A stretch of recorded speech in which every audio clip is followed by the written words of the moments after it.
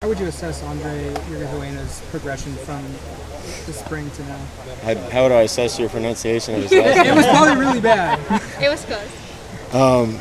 Andre's come along. I think he was really raw when he got here. He's grown up a lot over the course of time. He's in the mix with a bunch of other guys that have shown us enough in camp to threaten to have a chance for some playing time on the offensive line. So I guess the next question would be, how do you pronounce his last name? Irigoyena. Is that right? Nice job. One of the biggest things that Andre has said that he struggled with is confidence. Can you talk a little bit about what you've seen with him practicing so much more in that first starting role over spring and now? Yeah, I talk to our guys about self-efficacy all the time. Self-efficacy is if you believe you can get the job done or not, and that's a higher predictor of success than sometimes athletic ability.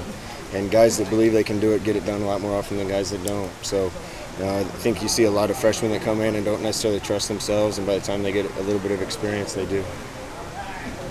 Harold Brown's had injuries and got suspended late last season. How has he progressed this year? Is it looking like he could fulfill the promise that he showed us this line? Yeah, we're excited about Farrell. Excited to see him out there on the field. He's been here long enough now. It's time for him to put it all together and have the kind of year we're expecting out of him. What's Jeff Lockie look like in his third camp for him? Well, the things Jeff needed to improve on, I've noticed a marked improvement in. I think he's bigger and stronger this year. He looks faster this year. He's always been ahead of the curve mentally and from the mental side of the game. He just was physically behind Marcus a little bit, but he's done a good job of getting himself to be a little bit quicker, a little bit faster, a little bit better athlete. Is there anything in particular you hope to see in tomorrow's scrimmage? Oh, I just want to see guys execute and compete.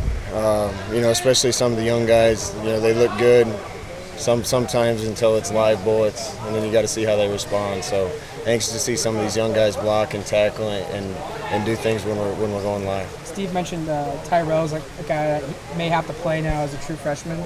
Is that kind of a situation where you want to see how he responds, maybe going up against the ones or the twos in a live scenario?